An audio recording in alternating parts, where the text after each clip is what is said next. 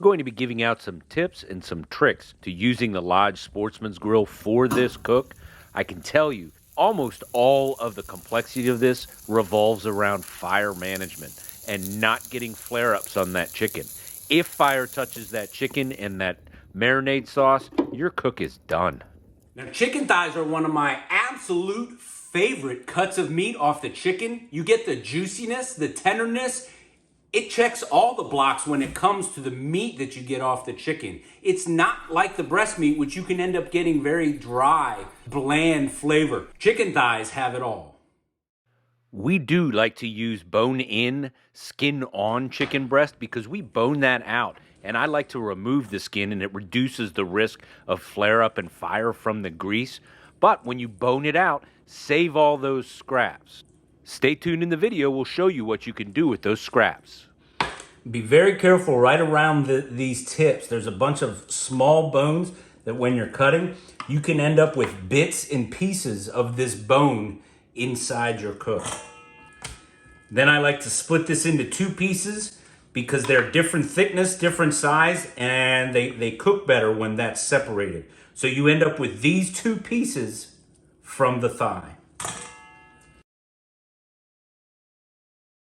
When it comes to boning out chicken, sharp knife, the chicken actually shows you the lines where you can cut right along the lines, and it makes that boning much easier to do. A chicken tells you where to cut to bone it out. Remember we said to save all those scraps. If you have a pressure cooker or even a slow cooker overnight, you throw those in, you'll get the best broth that you've ever tasted that comes out of that, as well as chicken fat if you like to cook with that. That's good to cook with too. So don't waste it. Save it. I'm sharing with you my favorite off-the-shelf jerk. I'm sharing with you my favorite off-the-shelf jerk chicken. I'm sharing with you my favorite off-the-shelf Jamaican jerk chicken recipe. Be careful what you buy in your standard grocery store. I swear, some of them, they just take Italian dressing, throw a few extra spices in it, and it does not taste like jerk chicken at all to me. It tastes like an Italian dressing marinated chicken. I'll put links down below to Amazon where you can order any of the tools and equipment that we use in this video or even this marinade. You may be asking yourself, what's a good side for this dish? As a side dish for this, we're going to be making sweet potato fries. They're more nutritious than regular potatoes, especially if you leave the skin on while you're making the fries. And since most Americans eat about 138 pounds of potatoes every year, why not make it a healthier, more nutritious potato? Rinsing and soaking these potatoes for an hour or two before frying them will give you a better quality product at the end. A little crispier, a little better looking, even change the water out after about an hour. So our meat has been marinating for about 4 hours now. Our potatoes are in the water, getting that starch removed. Now it's time to talk about probably the most critical step, and that's fire management. Now, I hate to have to tell you this, for those of you gas grill users out there, you've got to use charcoal. And even when we're using this Kingsford here, you'll see in there I throw in a piece of oak wood in there. A whole lot of the flavor comes into play with the wood smoke flavor in this jerk chicken. Always start with the fire settled down and your damper closed. You're almost taking this to the smother point.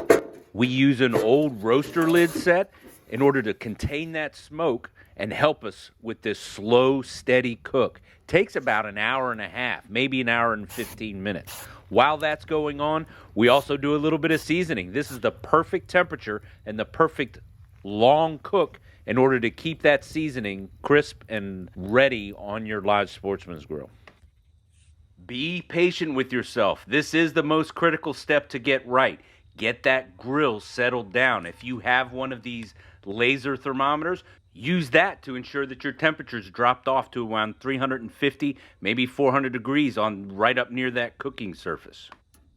Then there's another old school method. Hold your hand right up near the cooking surface, and if you can hold your hand there for 5, 6, 7 seconds, That'll give you an idea of where the temperature is. This grill is way too hot right now. Yet again, there's one final check that you can make. If you can spray a little bit of light oil on those grill grates and it doesn't flare up, guess what? Your chicken won't flare up either if you tend it properly. So check those blocks. Damper closed, temperature set, grill settled down. Now it's okay to go ahead and load that grill up. Even the meat and the marinade will help here in the beginning to take some of the heat out of that fire as it drips onto the fire. It's when the grease starts coming out of those chicken thighs, which is one of the greasiest parts of the chicken, that you run the risk of getting those fat fire flare-ups. You're going to want to sloppily rotate that chicken around, flip it over, mix them up, switch up your cool spots and your hot spots. You're just flopping these around on the grill so that they get rotated around, the heat spread around, and they evenly cook. Now that that grill is stabilized and the heat is under control, let's go ahead and do our other side that we're going to have with this. And it's a Brazilian cinnamon style grilled pineapple. You'll want to cut that pineapple into quarters, then into eighths. Lay them down on each side and cut out that center, that little hard piece that runs up the core of the pineapple. And then, just like you're filleting out a fish, go ahead and fillet out the exterior portion of the pineapple. Now let's go back out to the grill and take a look at the status. Make sure our heat is still coming along well. Chef's privilege, first taste.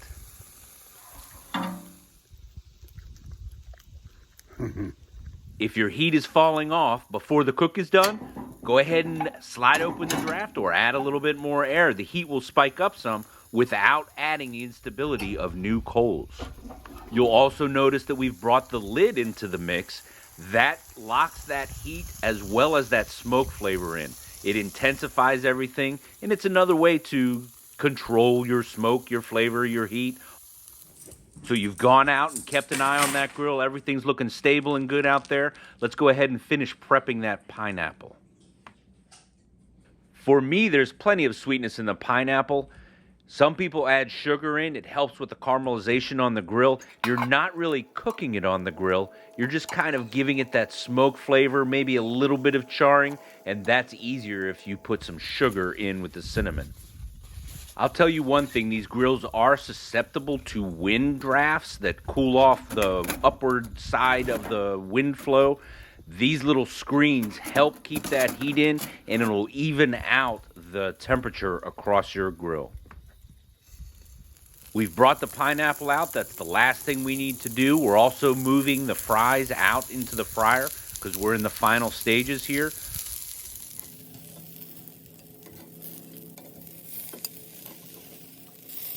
If you have a couple that don't meet the temperature that you're trying to achieve or you don't like the look of, go ahead and leave them on while you finish off the pineapple.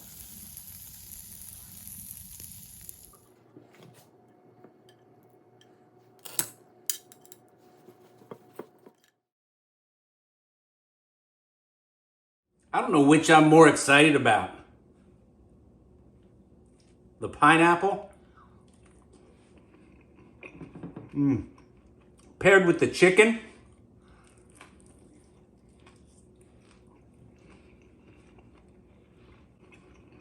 And then you throw sweet potato fries on top of it. This is an amazing meal. So YouTube says that this video is perfect for your viewing habits. This is my latest upload, and over here is a playlist you might just enjoy. I hope you liked it. If you did, please click like, subscribe, share, and come on back for more.